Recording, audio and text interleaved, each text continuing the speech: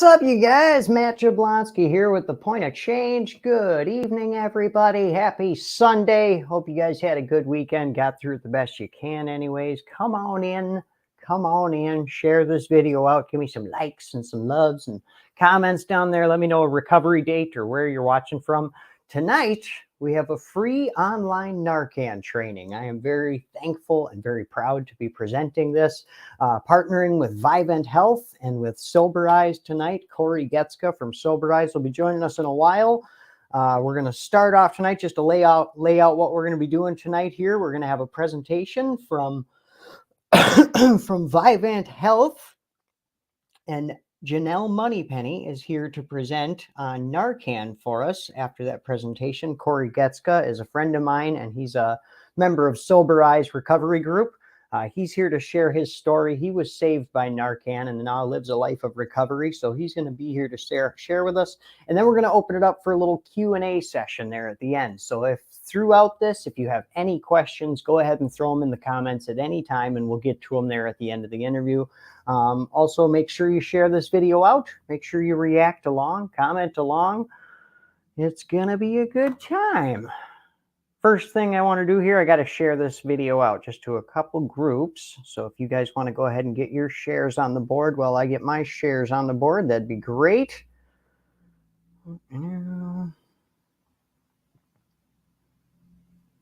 Excellent, excellent. Thanks everybody for being here tonight. I really appreciate that.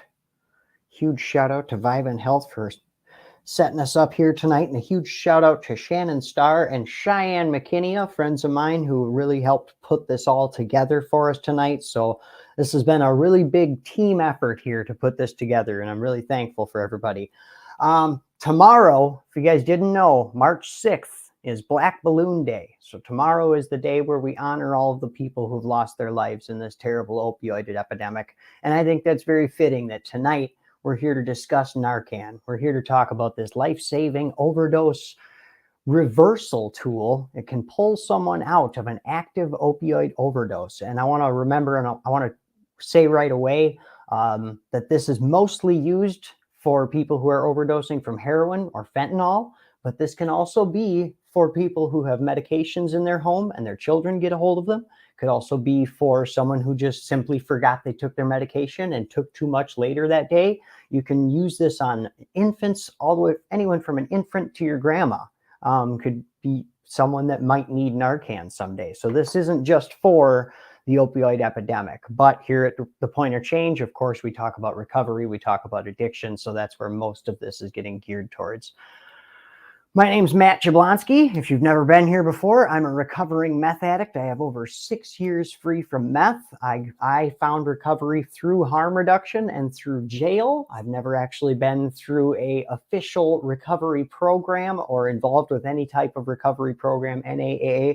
I started out with a short bit of NA while I was in jail. And then once I got out of jail, I really took recovery into my own hands and started doing this thing here after a lot of wake-up calls, and realizing that I needed to make recovery work for me, and I needed to make this a real thing instead of just kind of stagnant recovery is what I would call my first year. And then I started The Point of Change after my father passed away, and we're coming up on 5 years of The Point of Change now. So thank you to everybody who's been a supporter of this page and really helped us keep things moving along. I really appreciate everybody. Let me get some shout outs, and then we will get Janelle up here and we will get started, guys. Let's see who's all here. Angie's here. What's up, Angie? My mama. What's up, mama? Brian O'Brien in the house. Oh, my volume kicked on there. Bodie. Karen, good to see you. Pam Yanish, what's up? Matt Holzum, how's it going, man? Josh and Lori are here. Good. Mary Huffman, awesome. Loving it out. Good. What's up, Doodles85 over there on YouTube? Awesome. Thanks for coming by. Let's see. Anybody else? Katie with 6.5 years clean. Right on, Katie. Awesome. Congratulations. Thank you so much for sharing that with us. Mike Ward, what's going on, brother? All right, guys. Thank you guys so much for being here tonight. Make sure you share this video out. Somebody out there might need to see this. I'm going to bring Janelle up here. Janelle is our presenter tonight, so throw up every heart in the world and help us welcome our guest, Janelle Moneypenny. Hey, Janelle. Hi, thank you so much for having us. We really appreciate this opportunity. We really appreciate you being here and sharing this with us. So, Yeah. Janelle, give us a little bit of your backstory. Where did you come from? So I am a person in recovery myself.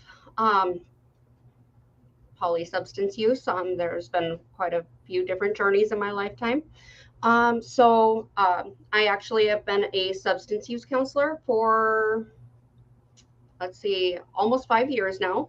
Oh, awesome. However, last year I finally landed my dream job at Vivent Health, being a prevention specialist.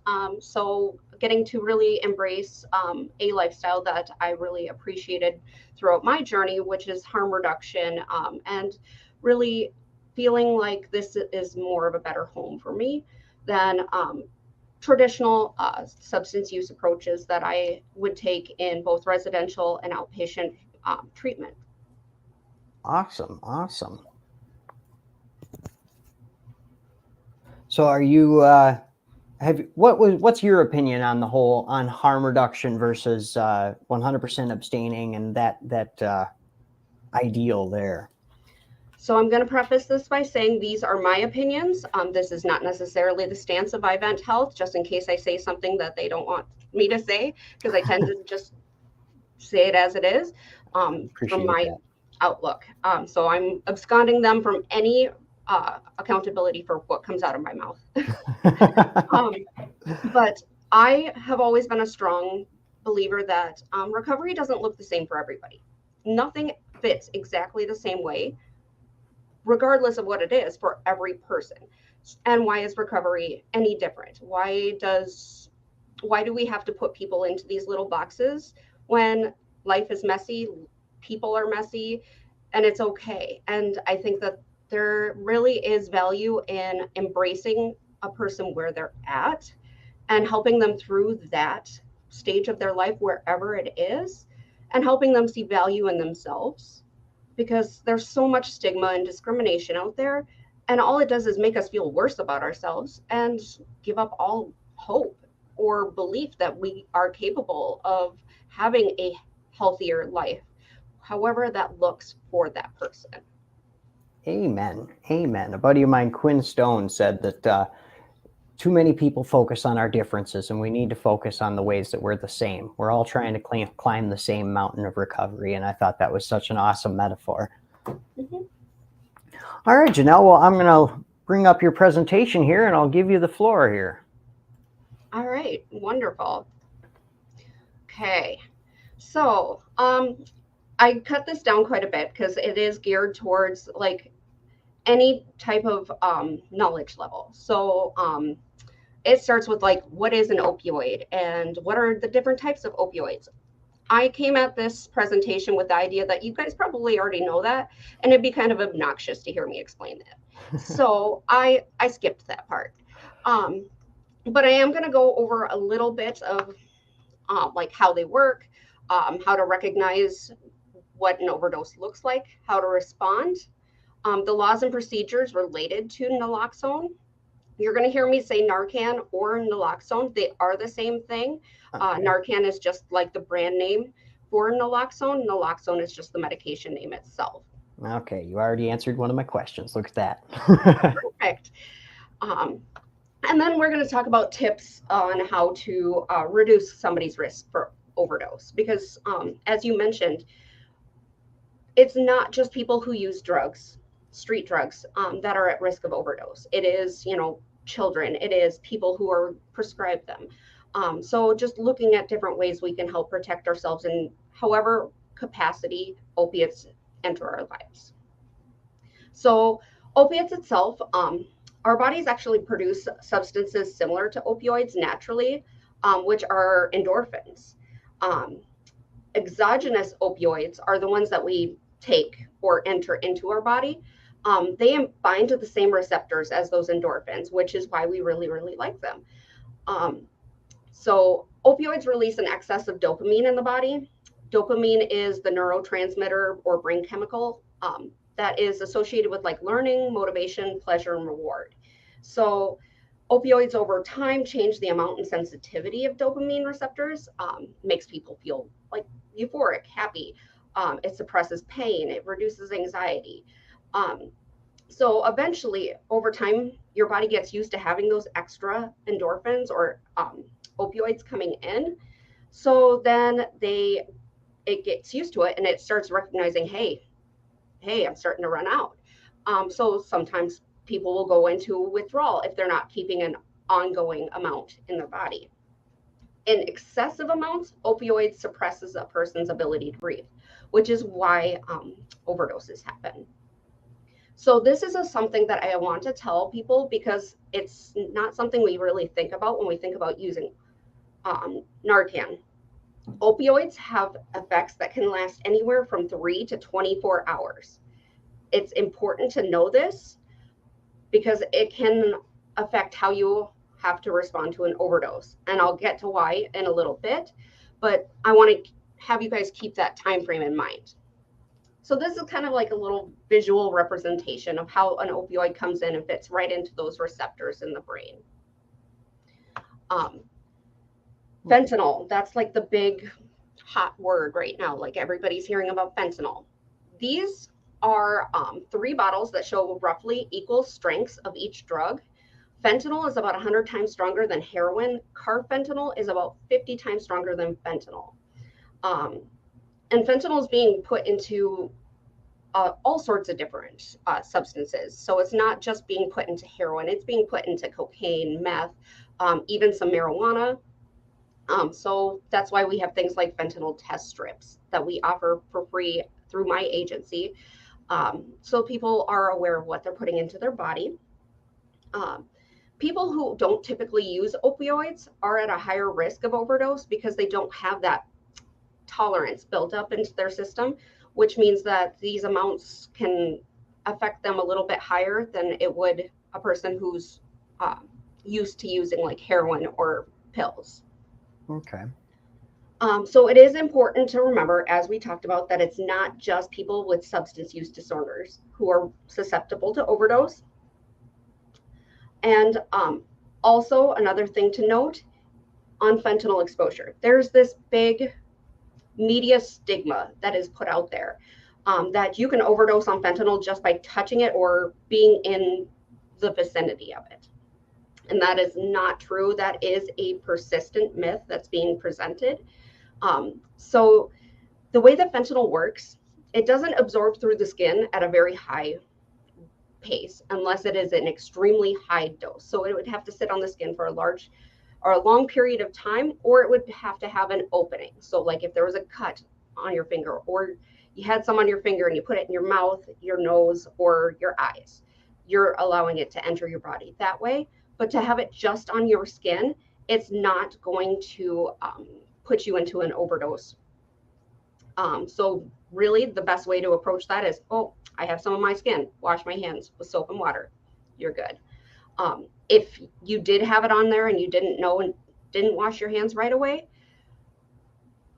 it has such a slow onset being absorbed through the skin that you would start to feel kind of different long before an overdose would be a prominent risk. So fentanyl's biggest danger is when it is actually ingested. And this is a statement that the American College of Medical Toxicology did put out there. So this is not just something that we're saying. This is something that medical toxicology professionals are stating as fact. So we would just want to reduce the stigma associated with it, because I've heard so many people say, well, I'm afraid to respond to an overdose because I'm afraid that person has fentanyl on them and I'm going to die. That makes sense. And I want people to recognize that that's not as high of a risk if you're being cautious and just aware as what media sometimes portrays it to be.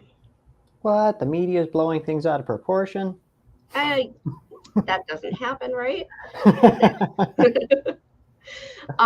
So talking about how to recognize what an opioid overdose does or what it looks like. So an overdose happens when there's a toxic amount of an opioid, either alone or mixed with other drugs or substances, that overwhelms the body's ability to handle it.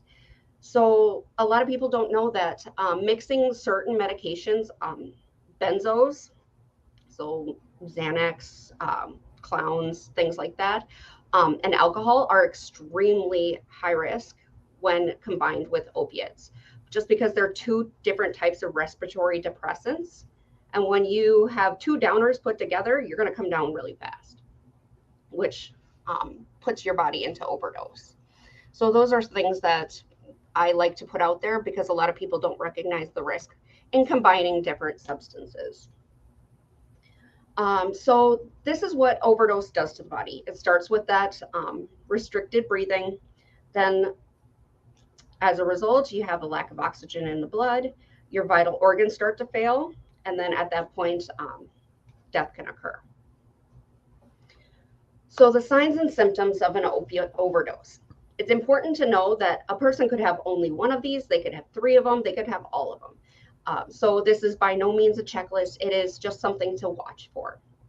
So you definitely want the person to be unresponsive or unconscious, not just nodding. If they're nodding, but they're responding to you when you try to talk to them, that's not an overdose. You might want to keep an eye on them just to make sure that they're okay.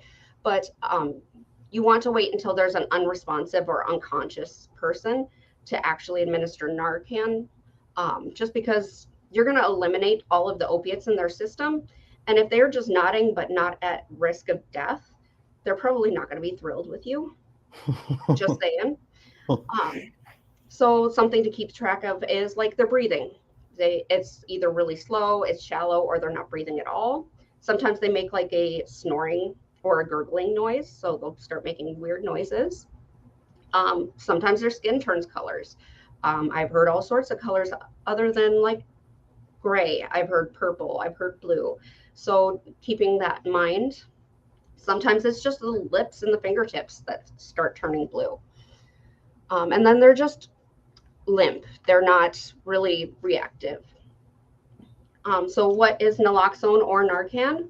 It's a medication that reverses opioid overdose by restoring a person's ability to breathe independently. Okay. So there's actually 4 different ways that it is administered. There is intramuscular, intranasal, intravenous, and then the intranasal actually comes in both a nasal aspirator and the nasal spray thing that I'm going to show you later in the presentation. And then there's actually an auto injector as well. Those are not commonly found because they're like to the tune of $900 a dose. So those are usually saved for like emergency services professionals. So this is where that 3 to 24 hour time frame comes in. Narcan wears off in 30 to 90 minutes. So if you took something that was pretty potent and you're looking at the effects lasting 6, 8, 24 hours or 12 hours, 30 to 90 minutes, there's still a good chance there's a pretty decent amount of opiates still in your system. So it's really important to know that, because a person could receive Narcan, be revived, and then once that Narcan wears off, they could fall back into an overdose again if they still have a lethal amount of opiates in their system. It is safe to give them more Narcan if that does happen.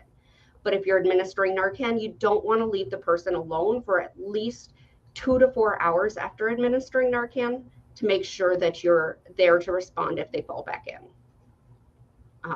So I always like to let the people know that, because a lot of times they'll administer Narcan, bring somebody back if 911 isn't called, and they'll assume that they're going to be fine and walk away.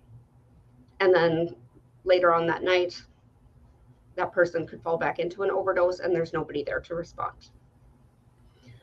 So another thing that I think is really cool is it's safe for children, pregnant women, and pets.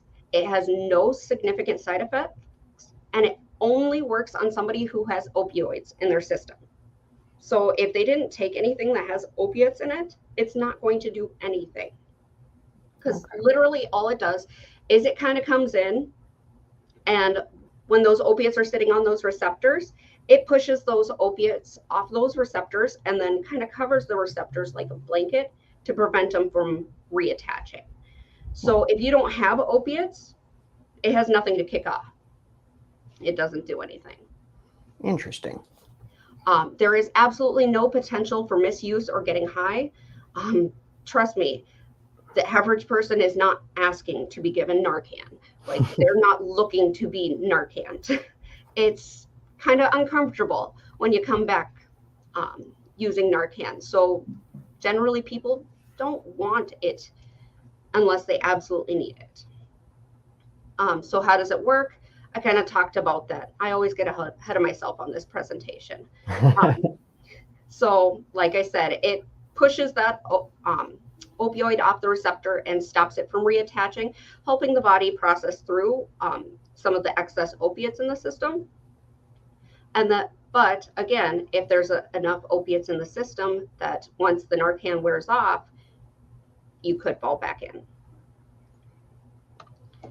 So this just kind of gives you a little representation. So they compare it to like magnets on your refrigerator. So opioid is like that cheap magnet that really doesn't hold up much on your fridge, but you have it there because it has like the phone number for the local pizza place or whatnot. And then naloxone is the actual magnet that you can use to hold stuff up. So obviously the naloxone is a lot stronger than that opiate, which is why it's able to break that seal of the opiate on the receptor. That makes sense. So I like that comparison. Yeah. I had never thought of it that way until I was told that comparison. I'm like, oh, that makes so much sense. Yeah. Shout out to Shannon Starr there in the comments for getting back to the questions. I appreciate you. Thanks, Shannon. Another thing that I hear is how people store Narcan. Narcan is super picky. It likes to be pretty much wherever you're going to be comfortable. So it wants to be avoid any type of extreme temperatures, like 60 to 80 degrees. So you don't want to have it out when it's really cold. You don't want it to be really hot. So a lot of times I'll hear people say, oh yeah, I keep it in the trunk of my car or the glove box of my car. You can't do that. Not in Wisconsin. You never know what temperature it's going to be. And if it freezes, it loses effectiveness. And there's really nothing worse than trying to respond to an overdose situation and your Narcan is not as effective as it should be. So we tell people to put it somewhere where it's going to be climate controlled. So like in a purse, as long as you bring your purse in to the house with you every night. Have like a little emergency backpack that you take out to your car with you before you leave to go places, something like that. However, it's going to work for you to have it available, but also keep it relatively in a safe climate. So as far as disposal goes, if it's the intramuscular, you want to dispose of the syringes in a medical sharps container. With the nasal that we'll talk about today, once you've used it, all of the medication is actually out of it and it is considered regular household trash at that point. So it doesn't have to have special care once you've used the Narcan. So how do you respond? Shake and wake. Call 911. We always encourage calling 911. I do, in the agency I work at, recognize why that doesn't always happen. Giving the naloxone, rescue breathing. If you have to leave the person alone for any reason, put them in that recovery position, and then help care for the person, because it's an extremely scary experience for everybody involved to respond to an overdose. And a lot of times they don't even really recognize what happened to them right away. And they might be coming back a little bit confused and they're going to be sick. So they're just not going to be really in the best of positions at that point. So just being there and compassionate and caring about that person. So these are general instructions for how to respond. However, each situation can be different and there's never a one size fits all. So maybe you have more than one person in the room willing to respond. One person could be calling 911 while the other person's giving the Narcan. One person could do rescue breathing. Just knowing and delegating tasks if you have more than one person, because you're going to be a lot more effective if you have the ability to do multiple things at once. If someone is not breathing, it is important to give them rescue breaths, because just 4 minutes without air can actually cause permanent brain damage. 4 to 6 minutes after that is when death can occur. So it's important that we are giving people that rescue breathing once we've administered the Narcan to help keep oxygen going to their organs until they're able to do it on their own.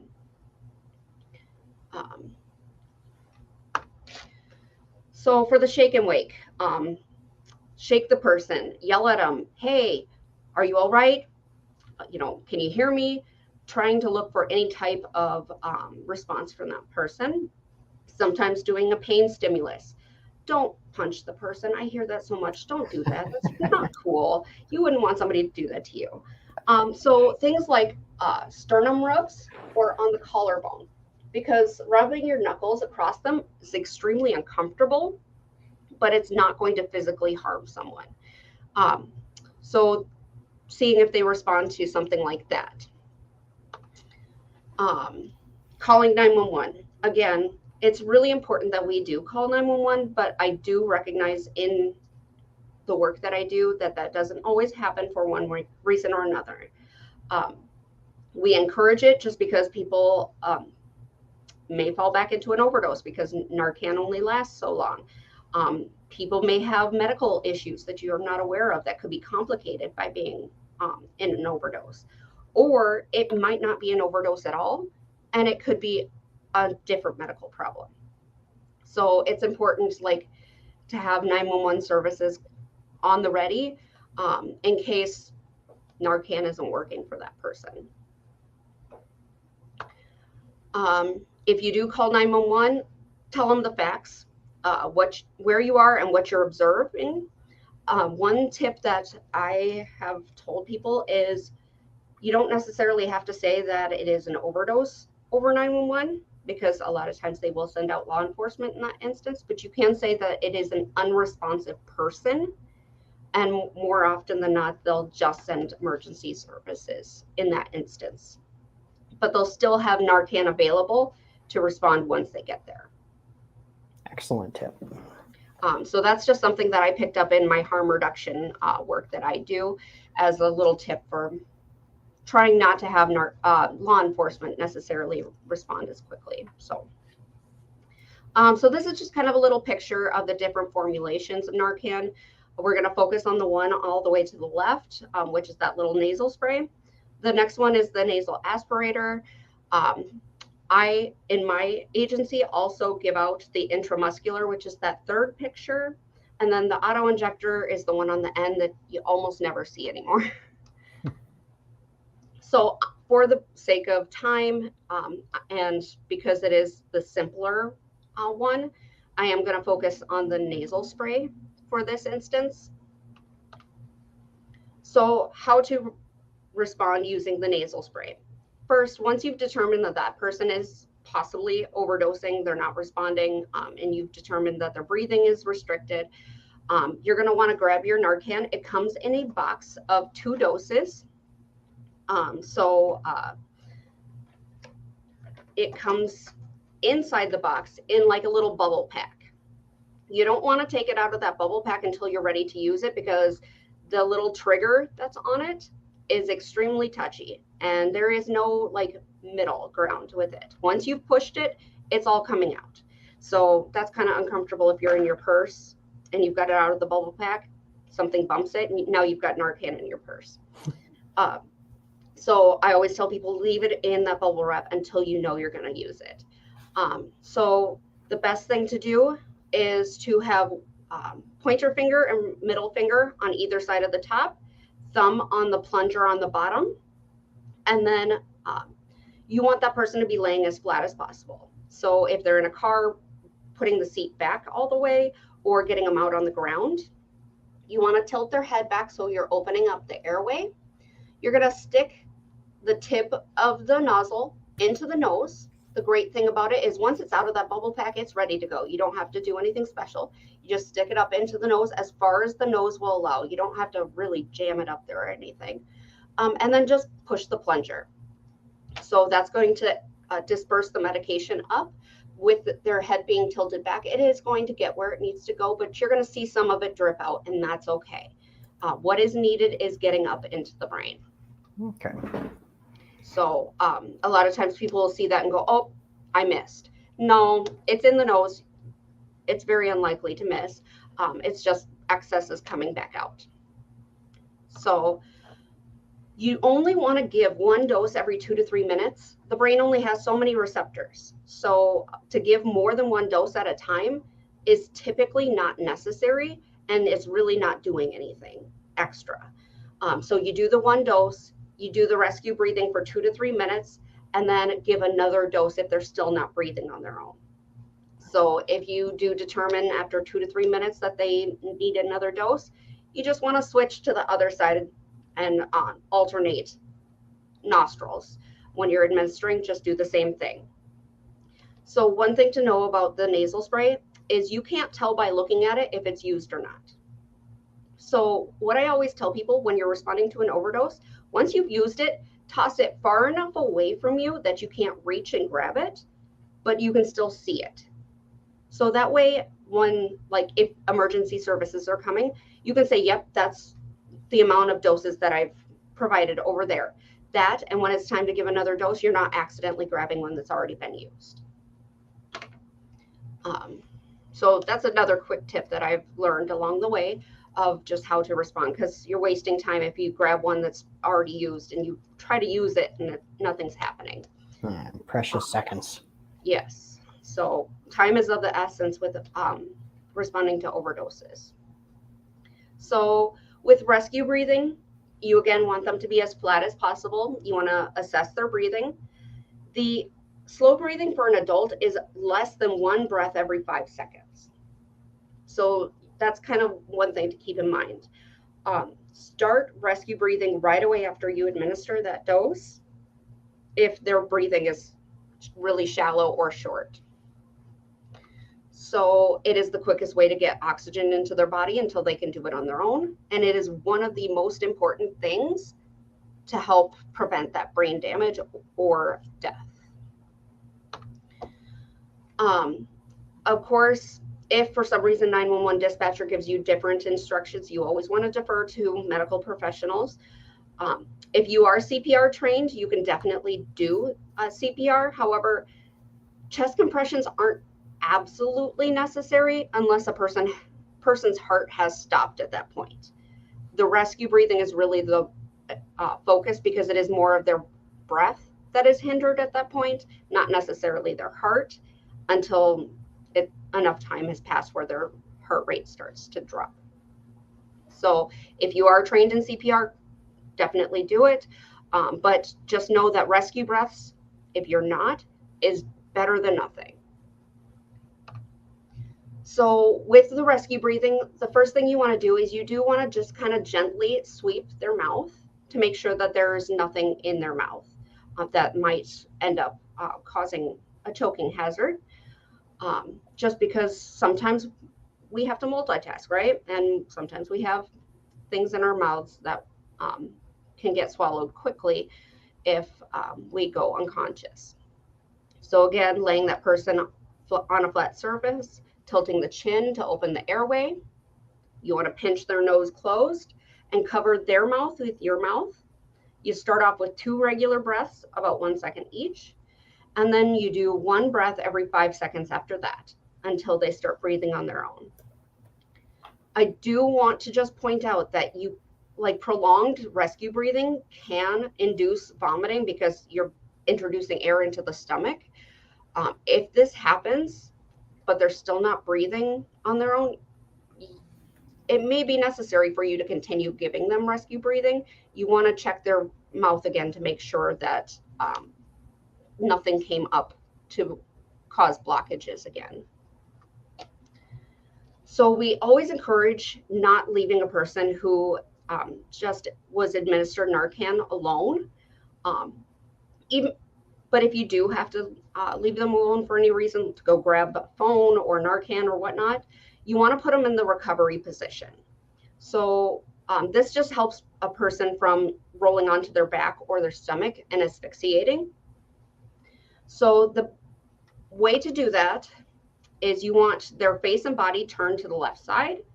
So the side that is closest to the floor, that arm comes up into kind of an L shape. The other arm comes over and across and supports the head. Then the leg that is closest to the floor stays straight. The other leg gets bent to a 90-degree angle and goes over top. And what that does is it shifts the person's center of gravity so that they would have to put more effort into being able to roll over onto their stomach or their side. So it doesn't happen accidentally. So one of the biggest things to recognize, again, is even if they're awake, they're not going to be feeling great. You've kicked all of the opiates out of their system, so they went into precipitated withdrawal right away. It's unpleasant. Sometimes you feel like you're dying, but it's not actually life-threatening unless there's a medical condition present. They may be physically ill. They might start vomiting. In rare instances, they can become agitated or upset. Just remember that they're probably pretty scared. A lot of times they don't know what just happened to them, or they haven't kind of put it together yet. So anger can oftentimes be a fear response. So if they come back agitated and upset, first of all, they feel really sick all of a sudden, and they don't know why necessarily right away. It is possible for a person to possibly have a seizure. It's rare, but it is possible. And again, it is possible for them to overdose again.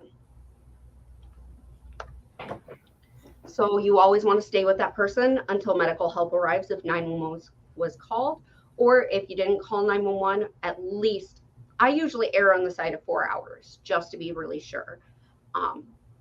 Because you wouldn't want to leave and have that person fall back into an overdose and there's nobody else there to respond to it. Putting the person in the recovery position, helping to keep them calm. You want to encourage them not to take more. So a lot of times they're feeling really sick. The biggest thing that they know to help them in that situation is to use. So just trying to encourage them not to take more. Obviously, people are going to do what they're going to do, but just recognizing that they could go back into an overdose if they use again. And if overdose happens again, you can give more Narcan. So I like to talk a little bit about the laws and procedures in the state of Wisconsin that help us to be able to have Narcan on hand, and also kind of like the Good Samaritan law associated with Narcan as well. So state law allows anyone to administer Narcan. It was in an effort to allow for faster response. So if people on the street are able to administer Narcan, that helps with getting somebody taken care of right away, rather than having to have emergency medical help come right away before a response can happen. So state law also protects a person from a good faith effort to get emergency help and to provide life-saving measures for a person experiencing overdose. So kind of like how if you are CPR certified, you're not held liable for cracking somebody's ribs if you're trying to help save their life. That's what the Good Samaritan law was supposed to be for. It is meant to encourage people to call 911, and it is meant to encourage people to administer Narcan as soon as possible and respond to overdoses.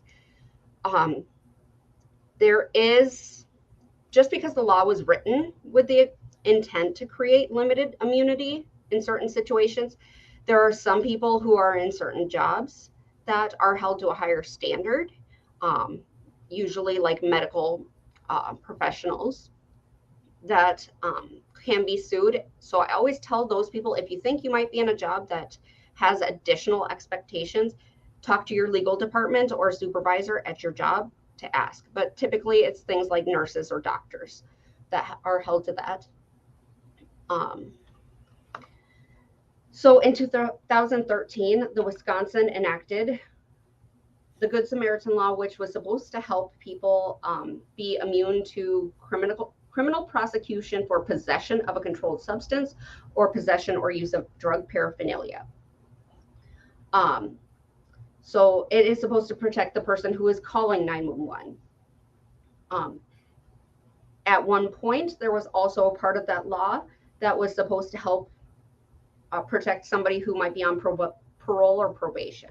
However, that part of the law actually expired as of August 1st of 2020. So it no longer provides immunity from revocation for probation, parole, or extended supervision for the possession of a controlled substance. So that's something to keep in mind. Unfortunately, that law has changed in that aspect. There is a new law being proposed, or new bill that's being proposed to help create a friendlier Good Samaritan law that actually does help protect a little bit more. But right now it's still in the proposal stages. So hopefully we see something come from that. There is a standing order for naloxone. That means that pharmacies can dispense it. You don't have to go to your doctor and ask for a prescription. Every person in the state of Wisconsin already has a prescription. One thing to keep in mind, though, pharmacies sell it. They do not necessarily give it out for free, but there are agencies out there that will offer it for free, like Vivent Health. We offer both the nasal and the intramuscular. So looking for different resources in your area to see if you have something like that close by. So things to keep in mind for preventing an opioid overdose. Keep medicine in a safe place, like a locked cabinet. Having Narcan readily available. It doesn't have to be under lock and key, but I still encourage keeping it out of the reach of like children or pets, just because you don't want them necessarily playing with it, even if it doesn't negatively affect them. It would be kind of crappy if your dog chewed up your Narcan and you're trying to respond to an overdose and you can't. So you want to make sure that you're properly disposing of any expired or unwanted medications, making sure you're taking medication only prescribed for you and only as directed. We encourage people not to share their prescription drugs with others. Also, if you are taking opioids, you want to check with your doctor, because a lot of times, like, we don't think about if you have asthma or sleep apnea where your breathing is already restricted. If you have breathing problems already pre-existing and then you're adding a respiratory depressant to that, that does potentially put you at a higher risk. Also, not mixing with other drugs, including alcohol or benzos. If you are using, don't use alone. So have a friend nearby, have Narcan on hand. There are apps and hotlines that you can call. There's the Never Use Alone hotline, or the Brave app, that are there for people who maybe use alone, but still have the ability for somebody to respond if something were to happen. Excellent. Making sure that you have an overdose prevention plan. So knowing how you want people to respond. Share it with somebody that is nearby, so that they know where your Narcan is, so that they can respond quickly. And then always start slow and know your dose. A lot of times, even with the use of fentanyl test strips, like we have, our test strips only test for 6 different types of fentanyl. They're some of the most commonly used analogs, but at this point, there's over 20 different analogs of fentanyl. So what that means is, even if this strip says it's negative for fentanyl, doesn't necessarily mean it is. So we always encourage people to be like tasting your shot first, like knowing what your what you have before you take a full dose. If you haven't used in a few days, maybe you were incarcerated or you were in treatment, being aware that your tolerance is going to be lower, and that puts you at a higher risk for overdose. If you have a loved one who's getting out of jail, who might be at risk of using, just keeping that in mind too. So having Narcan on hand in case they do decide to use. Starting off slower than usual in that instance, and always keeping Narcan on hand and making sure people who are coming into your house know where it is. So I always like to put this slide in here because I have heard people tell me that they responded to an overdose in every one of these ways. So I know that people actually do think that they are helping by using these methods, but there is the possible consequences that can make these dangerous. So we encourage use Narcan and rescue breathing instead. So using the ice, cool down the body, putting a person in a bath or a shower, hitting, slapping, or I've heard burning them with cigarettes, giving them drinks or making them drink while they're unconscious, or injecting them with uppers.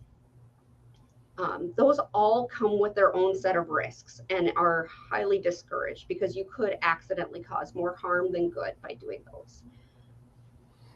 You want to make sure that they are conscious. And if you wouldn't want it done to you while you're not able to consent, don't do it to somebody else. Amen.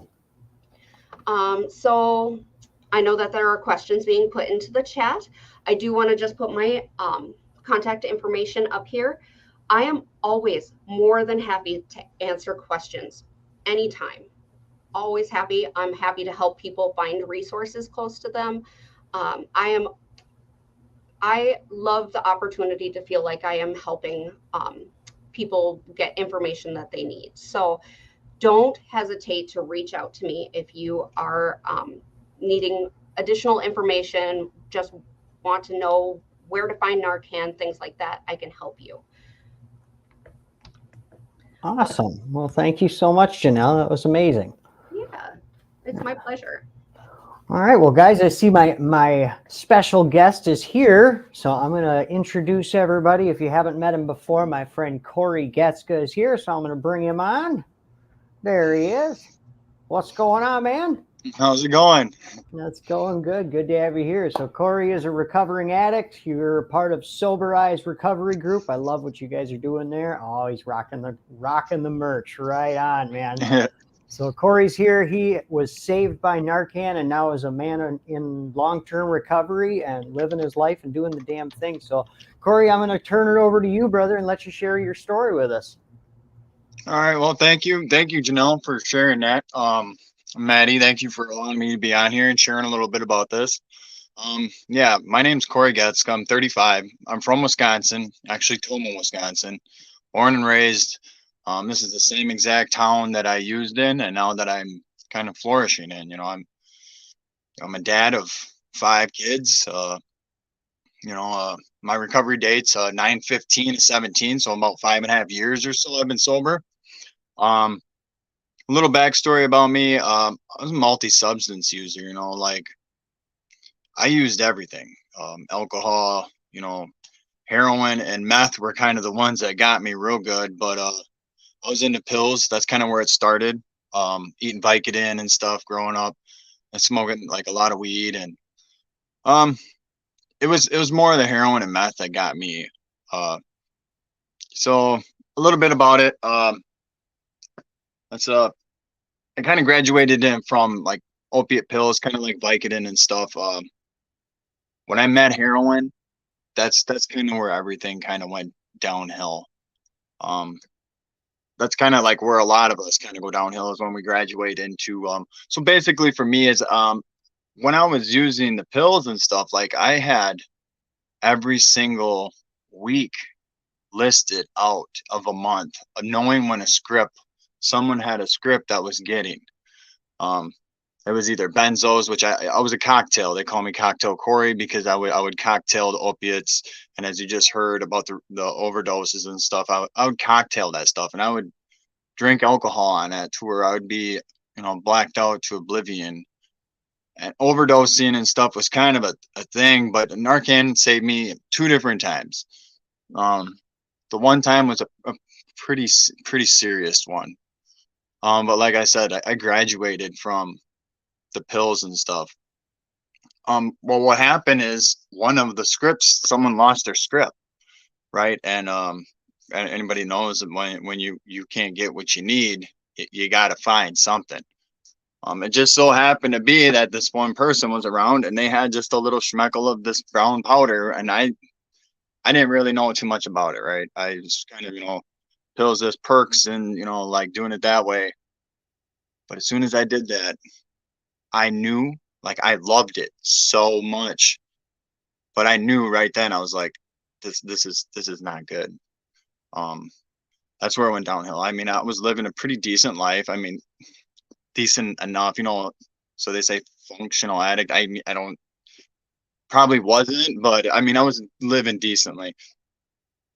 Well, it fell apart really quick, because I just went right into heroin, and just that, the pills weren't enough, and you had to do a ton of them to get from heroin.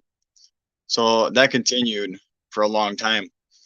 I kind of stopped drinking because I was the type of guy that would get drunk and try to fight, and I'm not even that kind of guy. Like, but when I have alcohol in me, I want to fight, and it's not like other people usually, or there is other people, but it's usually law enforcement, and I don't know why, but it was like I would target them when I was drunk, and yeah, I would never win. Like, so I took it upon myself. I justified my addictions. Like, I was the best at justifying. Like, all right, we're not drinking no more. You just keep getting in trouble. Like, we can't do that no more. So I just continue doing heroin. Well, it was May 20th, 2016. That is the day. That is the day this all went down. This big time overdose in my life.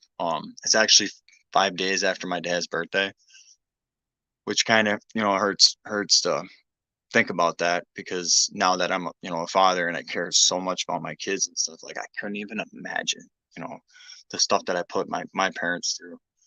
But anyways, see, I was doing meth at that time too. So, like, my way of, being up for weeks on end. I mean, there's a lot of you guys probably understand, the ones that use methamphetamine understand, of being awake for a long time. Couldn't get the Xanax. They usually help me kind of come down. So there was some heroin, and this person I was with, she went and picked up some, and whatever, she did hers, and she fell asleep, like, kind of just laid out and fell asleep. So in my meth mind, I was thinking all these crazy thoughts about her doing stuff with other, like, just, if you've done meth, you will make up scenarios and believe things that ain't even true or there. So I was believing all this, and I'm like, well, we got all this. We got all this heroin. So I'm gonna do a little bit, to get tired so I can go to sleep. But then, like, I kept thinking and, like, believing these thoughts in my head that all this was bad. So I was like, I'm gonna do a whole bunch. I'm gonna do a lot. I kind of knew, what I'm saying, like, what I was doing, but in a way, like, I wanted to die in a way, but I didn't. Like, part of me wanted to, but it's hard to explain, especially when you're awake for the sleep deprivation. I tell you what, it plays very, very crazy roles in everything, your thoughts and everything. So I did a lot. Okay, I did it.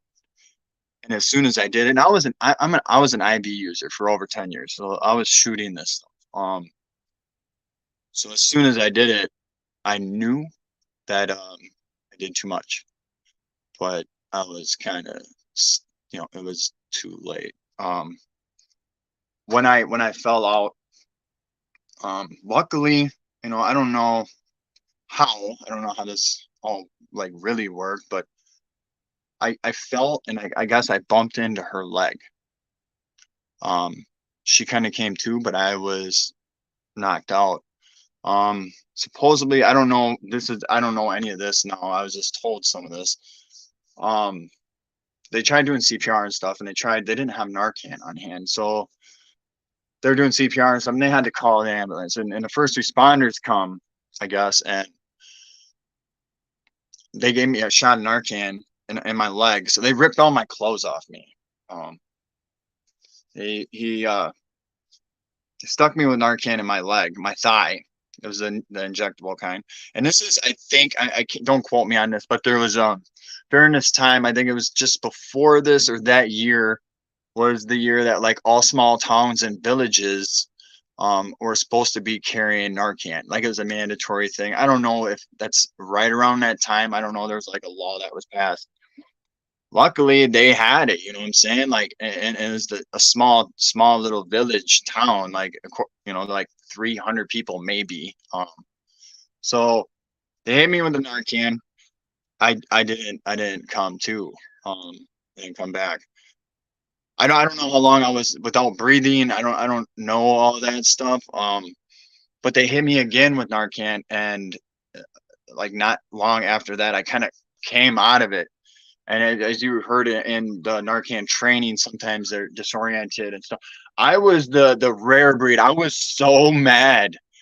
I don't know. I can't. I don't know why, but I remember when I was wherever I was, and it was black when it was blacked out when I was there or whatever when I was overdosed, let's say. I didn't see like some lights and all this like other stuff, but I didn't remember being at peace, and like it was a really I don't know, like it's really hard to describe. It was like Zen feeling. So like when that Narcan brought me back, I was I was upset, I was mad, I was like I was really mad at these people that were trying to bring me back and bring me back into this world where gravity is pushing down on me. All this, everything, like my problems, everything, like you brought me back to this. It's kind of where my mindset was. That's all I can really remember. And then I was in the hospital and I kind of came to, and and then I woke up in jail. Um, because I was on probation, so that was a violation right there. And my PO was pretty, thankful that he actually got to come see me because he was informed about what happened, and he said, you could have been dead, and you're really lucky. To me at the time, I was just kind of pissed. Like I'm like, now I'm in jail. Now it's, like everything's like I was all mad about everything. Like not even thinking that I literally just played with death, and we were like playing together, like right there. Um, so that's the Narcan story that was super intense. And there was another time I was Narcan. Another time I was using meth, and I was trying to come down, and I got a hold of a guy that had heroin, and he brought some like bunky kind of stuff, but then he said he had this other good stuff. I'm like, I'm doing this stuff, I've done this stuff all the time. And that's that mentality that I forget that my tolerance level. So I can relate to a lot of what we just were talked about in the training, because it's like, it's true too, because I'm like, I hadn't done heroin since pretty much that last overdose. And that was like months and months and months. I just kept doing meth. Another justification of can't do heroin no more, because I keep, I die. Like I keep overdosing. And so the next time that I did the heroin, I started falling out right in front of this guy, and he kind of just hit me in my arm. I think it was my arm. He kind of just whacked and hit me with it. I was disoriented because I was up on meth, so I was like tired, but I was like, well, I got kicked out in someone's yard, like a town away. So I lived, but yeah, it was pretty crazy. But anyways, that's my little stories about Narcan and how I survived it, and or how it saved me. Um, I do want to touch a little bit on like where I'm at now, and because the stigma around addiction, and like how many times is Narcan got to be used, and why don't you just let them die and stuff like that. So wrong, because today, I'm a father to my 5 children. They get to come, 4 of them live with me. I help, the Sober Eyes group, we help, spread the message. We get people to come together. We're saving lives. We're saving families. My story has reached out there and informed people and taught people things, and it's put a different perspective on us as in people that have used substances. I, I was living on my backpack and stuff there towards the end of my addiction. When I got clean, my last addiction was the meth. I couldn't even buy a pack of cigarettes, right? I didn't have no, I lived on my backpack running around. You know, today I own a vehicle. We own 2 vehicles. I'm engaged. All my kids now basically live with me. I see them regularly. I just got a pre-approved for a $200,000 home loan. I'm not going to just bite off that big of a home loan, but there's options. I have options, you know, for that. Like, it kind of floors me just saying that out loud, because like I said, 5.5 years ago, I couldn't even afford a pack of smokes. And that was when they were a little bit cheaper than what they are now. I quit smoking cigarettes too, like just, you know, last year. The achievements, the things that I've done and accomplished, and the messages that I carry and spread. How many times has Narcan got to save someone? I mean, as many times as it takes, because change is possible, and I'm proof. You know, maybe it would have took more. I've been to treatment. I've been done it many times. Like, so yeah, it's a little bit about me, and I hope we can, you know, curb that stigma on addiction. And you know, I'm gonna give a shout out quick to Sober Eyes Recovery. We have 3 meetings now in Monroe County. One's in St. Matthew's Church in Warrens, Wisconsin. These are 3 different towns. And we have one on Tuesday night at the Barney Community Center in Sparta, then one on Thursday night in Toma, Wisconsin at the Toma Area Theater. So if you're in the area during them times or something, just pop in. The meetings are different. It's not a 12-step. It's not faith-based. It's not, you know, it's not smart. It's a one-of-a-kind type thing. So I appreciate, you know, Janelle sharing, you know, Narcan training. I'm actually certified in training Narcan too. But did a great job. And Maddie, thank you for letting me share my story. Ah, dude, I'm so glad to have you on. The way you described the feeling of being woke up and how they pulled you out of that feeling, that bliss that comes when you're nodding out. And I've been to that point to where you're like nodding and it's like you're in this blissful, your life is shit at that point, and like you're finally in this blissful state. And when you're in that point, you don't even like somebody talking to you, you know, let alone somebody completely taking you out of that feeling. So the idea that they get, you know, a little violent sometimes when they get Narcan is totally understandable. So it's just I guess a cautionary tale a little bit to brace yourself if you're going to be Narcaning somebody, you know. And just be patient with them and show them a little grace. Amen. Amen. And I'm so glad you lived through that, bro. I'm so glad you're here today to share with us. And I'm glad you're my friend, and I'm glad to have you here. And your story's inspiring to anybody. I mean, even me 6 years down the road in recovery, and just hearing what you just said was like, man, like an awesome refresher course and with a way we don't have to live anymore. And just hearing you talk about how you're approved for a home loan and stuff. Congratulations, and engaged and all that stuff, dude. That's great. Oh, all right, man. Well, let's check out some questions here. I see you guys were doing awesome with answering them in the comments as we went. Those Shannon was in the comments answering them, and I see Janelle's been responding to most of you guys right now. I see there's some problems with some links in the comments there. We'll try and get that worked out, guys. If I have to, I'll copy and paste them into the description of this video so you can get them afterwards. The one question that I think that nobody asked that I think we could cover part of it anyways is a stigma-based question, but it's the question you hear a lot about Narcan, and that is why is Narcan free when insulin and EpiPens are so expensive? The first part of that, I will dismiss a part of that in I don't like the fact that people are comparing difficulties. You know, I think those are 2 separate issues. The fact that insulin and EpiPens are so expensive is a completely separate issue from the fact that Narcan is free. You shouldn't be comparing other people's problems with yours. So I can't tell you why insulin's so expensive and why EpiPens are so expensive. That's a whole nother thing you got to dig into. But could we maybe answer the question of why is Narcan free? Janelle, do you have an idea or anything you could say on that? So largely, when Narcan is available for free, it is because of CDC and SAMHSA, which is the Substance Abuse and Mental Health Services Administration. They have grants and funding that they provide to different agencies that allow it to be free. Why there aren't grants for other types of medications, I don't know. But I'm grateful that there are grants and funding available for this type. So like Matt was saying, it's really an issue, like two separate issues. We've got this opportunity for Narcan. There should be opportunities like that for other medications.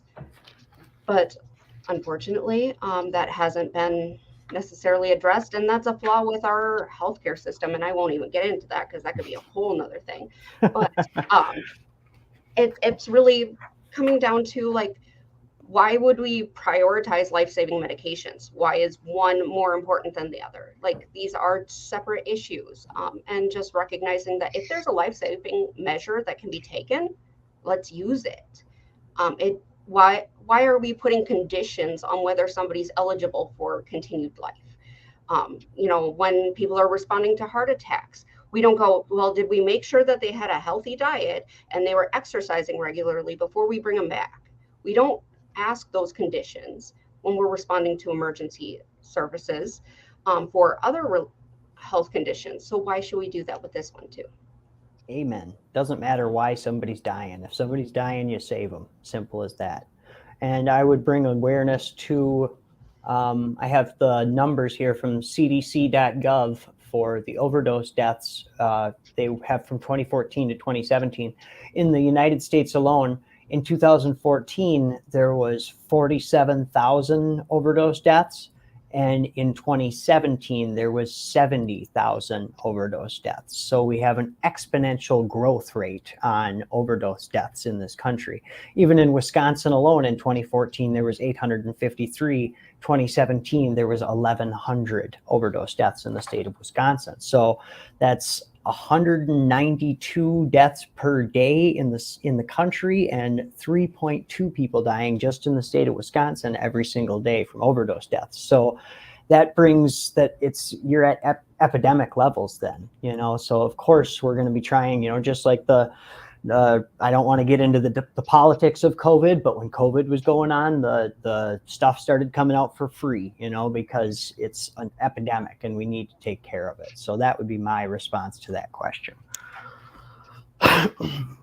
All right, guys. Well, thank you guys so much for being here tonight and sharing with us. And thanks to our wonderful audience here. You guys held up awesomely through this. I appreciate everybody being so attentive. Cory, thank you for coming on here and sharing your story, man. Janelle, thank you for that presentation. This was awesome. Yes, thank you. All right, guys, I'm going to let everybody go. You guys have a good night. All right, there we have it, ladies and gentlemen. The Point of Change is free online Narcan training. If you didn't share this video out yet, please go ahead and hit that share button. This video just might save somebody. I really think, if nothing else, we spread some good information here tonight. I hope you guys learned something. I know I did. There was a lot of stuff we covered here tonight that I had no idea. So I really appreciate all of the information displayed here tonight. And I'm very thankful to have partnered with Vivent Health and with Sober Eyes to bring you guys this presentation tonight. So thank you all for being such an awesome audience. I'm going to let you guys go. I got some personal things that I'm going to be going through here real soon. I got some big decisions that I need to make in my own personal life. If you guys didn't know, I'm getting married in May. So that's a big one that I don't need to make any decisions on that. But God's leading my heart in some crazy ways recently. And it might get a little different around here. That's for sure. But, we are the point of change. We're pretty used to changing around here, right? So I just hope through it all, you guys know where I stand on everything. And I love you guys so much. And I hope that we can continue to just help people and spread information and do what we love here at the Point of Change and just help the next person and create an open, friendly environment. No matter what your path of recovery is, you are welcome here. I don't care if you're doing it the mainstream way, AA and NA, awesome. I got a million tons of respect for AA and NA.